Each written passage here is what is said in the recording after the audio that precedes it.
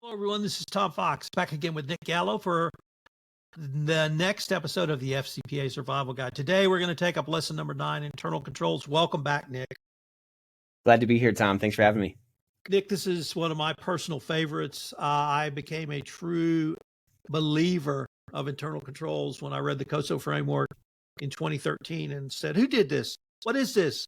This isn't internal controls. This is compliance controls. Where did this come from? I had my Damascene moment where literally the shades fell from my eyes and I became a believer in internal controls. Look at that. Yes. A lawyer who believes in internal controls. I know it's a rare moment, but since that time I've continued to believe and I've continued to evangelize, and I love talking about internal controls, and I love talking about them for a couple of reasons, Nick. First of all, internal controls are financial controls. Every company should have financial controls. Every company should have financial controls. And I'll say that one more time. Every company should have financial controls. And if you have robust financial controls, you got about 95 to 98% of the controls you need for a robust set of compliance internal controls. So I get to talk about why compliance is good for business because we're piggybacking on what you should have, which is financial controls. But for those that few controls that you're lacking, it's relatively easy to figure those out through a gap analysis. And the gap analysis is matched up against the 10 hallmarks of a compliance program. So all you have to do is put each hallmark up and say, do we have a control around this? Then you have to have is there an appropriate level of override? Is there a compensating control? And I find the whole exercise incredibly powerful from a business perspective. And it gave me the ability to sit down with an internal auditor or an internal control specialist and have a meaningful, coherent talk about how can these two disparate disciplines, legal-based compliance or a lawyer doing compliance, work with a forensic auditor or a forensic internal control specialist. Enough of my high horse. But for those of you listening, you would not believe the size of the grin on Nick's face. He's every other accountant I tell that story to, and they're like, yeah, you got it. A little late, but you got it, pal. But as part of their remediation, SAP, the DOJ found that the company lacked a systemic or comprehensive set of controls around the payment process. And I found that just incredible, Nick, because number one, this is SAP. They're the internal controls company, and they don't have internal controls around their own payment process. But it also really spoke exactly why a compliance control around payments is a financial control, and you should have that from a financial basis. It can be as simple as your AP person checks in your SAP ERP system, is there a contract in place? You don't have to interpret the contract, just is there a contract? I mean, it can be very simple. The DOJ found SAP lacking in that. ABB performed a root cause analysis to start with. Then they moved to a risk assessment, but as part of that risk assessment, they did a gap analysis of their internal controls and were able to build out a set of controls. Albemarle also was instructive for a different reason, that they saw multiple failures across multiple business units because of overrides where there's no documentation of the reason for the override. Once again, a control can, in my mind, always be overridden, literally up to and including the board of directors. There has to be a business reason. And there's a reason for that, but you put a second set of eyes on it to see if it's justified from a business perspective. So all of these companies really revamp their internal control systems. And what I really wanted to ask you about, Nick, is you're, I believe, an accountant by professional background. And how do you see the role of internal controls? And is it different from sort of my Damascene moment where the shells fell from my eyes and I saw that this was a great convergence of finance and compliance? Yeah, I mean, when you're studying for your CPA, there's a section on auditing, and there's so much in that auditing section about internal controls and the importance of them. And when you're doing a financial audit, there's a lot of effort that's placed not just on the sampling and the testing, but also the analysis of what controls are in place. And part of any financial audit, to your point, is something that is, there's a section about gaps and potential risk factors. And those are usually a lack of controls around payments, like you said, something like that. internal controls are like absolutely critical. They're super important. We govern our lives and our families, and everything is governed by some sort of control, right? Whether it's a hard control or a soft control, it's something that actually prevents you that might need to be overridden, or it's something that you've been trained on and your mind is supposed to be ultimately the arbiter of that kind of action. I find typically with internal auditors who typically come out of auditing, maybe they come out of Big Four auditing, one of the big principles you learn in that endeavor or in that field of study is this concept of materiality, which in the context of a compliance control might not be part of the conversation. We might not want materiality as part of the conversation, right? If you're adding up $1 million register and it's off by a couple pennies, no big deal. But to the extent that a compliance control can kick off something like this, an FCPA investigation, something like that, we don't want to have that same sort of materiality lens. So that's where I see some sticking points with compliance working with internal audit around sort of building and managing controls and so forth. I do find in general, I mean, you made the point that SAP is the internal controls company and they didn't have internal controls, or they were insufficient or whatever they said, high risk or lacking was the word.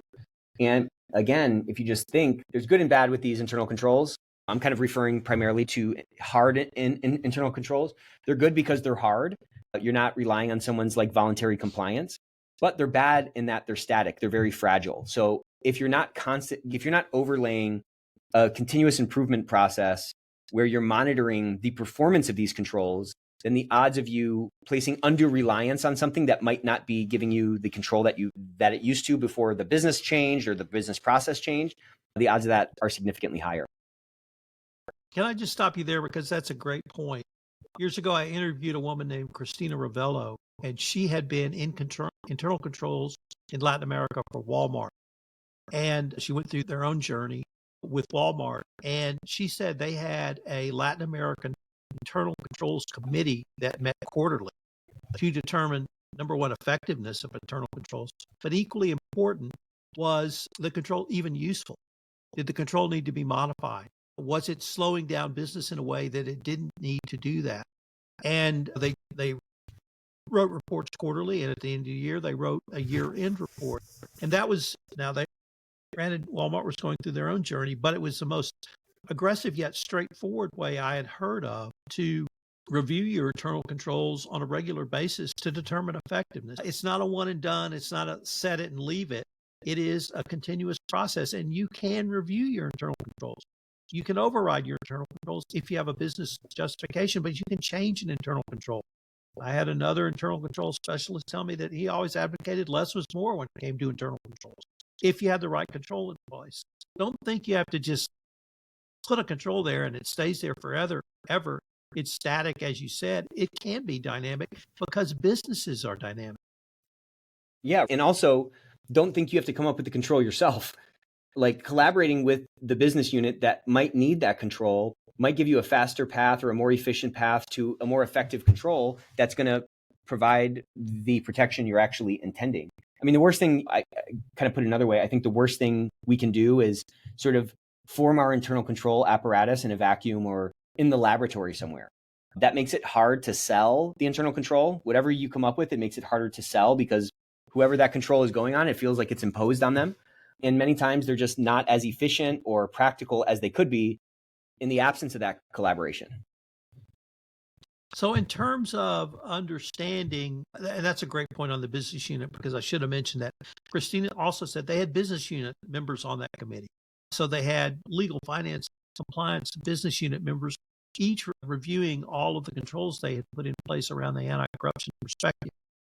If you have these controls, Nick, how do you really help people understand what an appropriate override is and how you document that override? I think you need a control on the control. It might sound stupid, but a control on the control, because it's probably going to be a refinement process.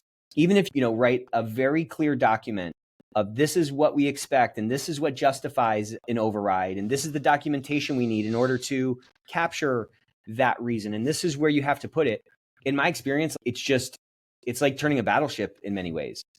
It's a bunch of individual processes, a bunch of individuals living in a process that need to change those behaviors, and people are distracted, whatever, like they don't end up doing it.